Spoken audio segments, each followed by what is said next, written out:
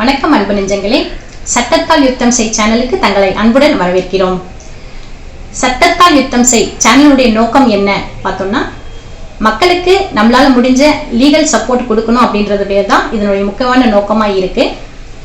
முதல்ல சட்டம்னா என்ன, வழக்கறிஞர்னா யாரு, இந்த மாதிரியான அடிப்படை விஷயங்கள் நம்ம முதல்ல தெரிஞ்சுக்கலாம்.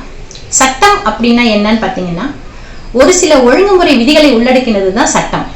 சரி, ஒழுங்குமுறை விதிகளை உள்ளடக்கினது சட்டம்னு சொல்றோம். இது எதுக்கு நமக்கு தேவை அப்படின்னு பார்த்தோம்னா, இதனுடைய தேவைகளை பட்டியலிட்டு சொல்லணும்னா சொல்லிட்டே போலாம். அதுல முக்கியமான தேவைகள் சிலதை நான் சொல்றேன்.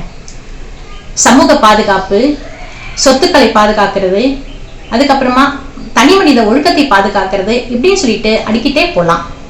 சரி, இந்த சட்டங்களை எல்லாம் நம்ம ஏன் வழக்கறிஞர்கிட்ட கொடுக்குறோம் அப்படின்னு சொல்லிட்டு நிறைய பேர் என்கிட்ட ஒரு கேள்வி கேட்கறது உண்டு. வழக்கறிஞர்னா யாரு, வழக்குரைஞர்னா யாரு, ரெண்டுமே ஒண்ணு தானே அப்படின்னு. இல்லை அன்பு நெஞ்சங்களே, வழக்கறிஞர் அப்படின்றவங்க அந்த வழக்கை பத்தி அறிந்தவர்.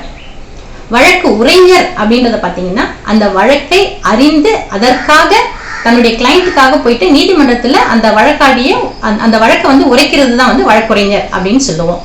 ஆக வழக்கு அறிஞர்ன்றது அறிந்தவர், வழக்குரைஞர் என்பது அந்த வழக்கை உரைப்பவர். இதுதான் இந்த ரெண்டு சொற்களுக்கும் உள்ள வித்தியாசம். சட்டத்துல பாத்தீங்கன்னா நிறைய கிளைகள் இருக்கு. ஒவ்வொரு கிளையும் பாத்தீங்கன்னா ஒரு பெரிய கடல் போன்றது. ஃபார் எக்ஸாம்பிள் நம்ம சொல்லணும்னா, civil law, criminal law, family law, mercantile law, company law, labour law அப்படின்னு சொல்லிட்டு இதனுடைய கிளைகளை நம்ம வரிசைப்படுத்திட்டே போகலாம். ஸோ இன்னைக்கு உங்களுக்கு ஒரு சின்ன ஒரு இன்ட்ரோடக்ஷனுக்காக தான் உங்களை சந்திக்கிறதுக்காக நான் வந்தேன். இந்த நான் சொன்ன விஷயங்கள் எல்லாத்தையுமே ஒரு நாளும் நம்ம டீட்டெயிலாக பார்க்கலாம். இது சம்பந்தமா எனக்கு ஏற்பட்ட வழக்கில் ஏற்பட்ட அனுபவங்கள் மற்றும் சம்பவங்களை உங்களோட பகிர்ந்துக்கணுன்றது தான் என்னுடைய விருப்பம். மேலும் இது போன்ற சட்ட ரீதியான கேள்விகள் உங்களுக்கு ஏதாவது இருந்ததுன்னா நீங்க தாராளமா எங்களை தொடர்பு கொள்ளலாம்.